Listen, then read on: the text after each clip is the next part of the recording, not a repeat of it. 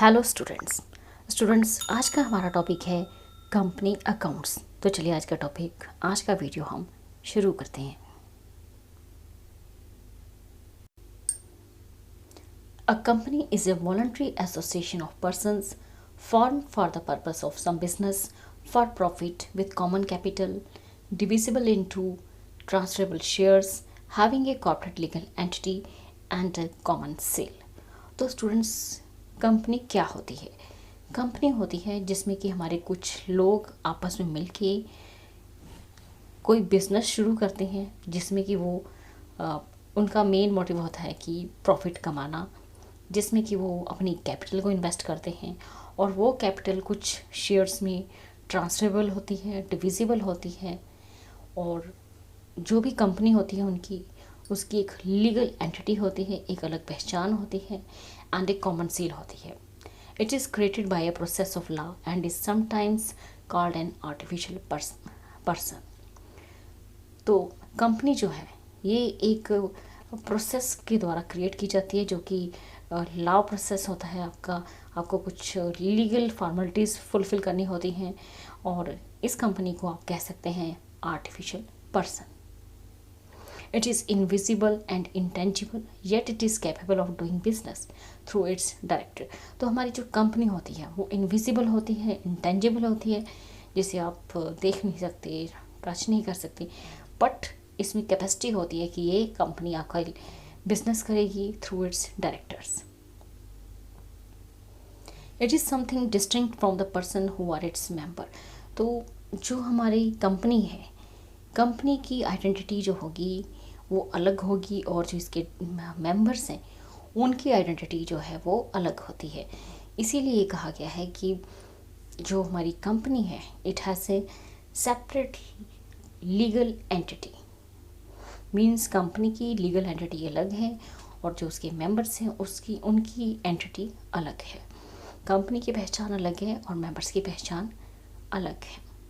A member can both be a shareholder and its creditor at the same time। तो company का कोई भी member हो वो एक ही टाइम पे कंपनी का शेयर होल्डर्स भी हो सकता है और क्रेडिटर्स भी हो सकता है। A shareholder cannot be held liable for the acts of the company even if he holds virtually the entire share capital। तो हमारा जो शेयर होल्डर है वो कंपनी के एक्ट्स के लिए लायबल नहीं होगा even if he holds virtually the entire share capital। The company is not bound by the acts of its member। तो कंपनी जो है जो भी हमारे मेंबर्स के एक्ट होंगे उससे बाउंड नहीं होगी। It can own property having a banking account in its own name of money and be creditor। तो कंपनी जो है इसकी अपनी प्रॉपर्टी हो सकती है, कंपनी का अपना बैंकिंग अकाउंट हो सकता है और ये मनी दे भी सकती है और ले भी सकती है।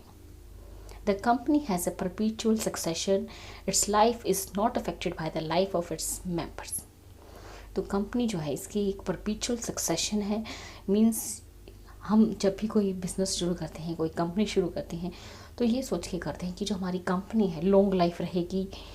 किसी मेंबर की, किसी डायरेक्टर की या ऑनर की डेथ होने के बावजूद भी हमारी कंपनी जो है इसका कंपनी पर कोई असर नहीं पड़ेगा। New members succeed old members and a company exist only in contemplation of law and has no physical personality.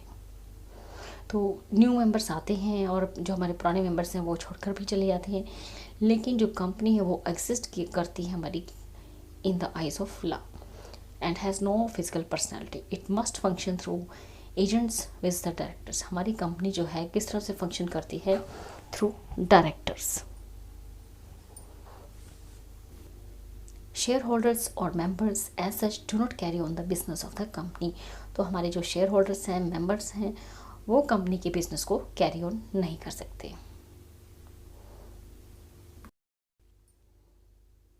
तो स्टूडेंट्स, ये था हमारा आज का टॉपिक। इस वीडियो में इतना ही। अगर आप हमारे चैनल पर नए हैं तो प्लीज़ हमारे चैनल को सब्सक्राइब कीजिए और साथ ही हमारे वीडियो को ज़्यादा से ज़्यादा लाइक, शेयर एंड कमेंट कीजिए। Thank you, thanks for watching.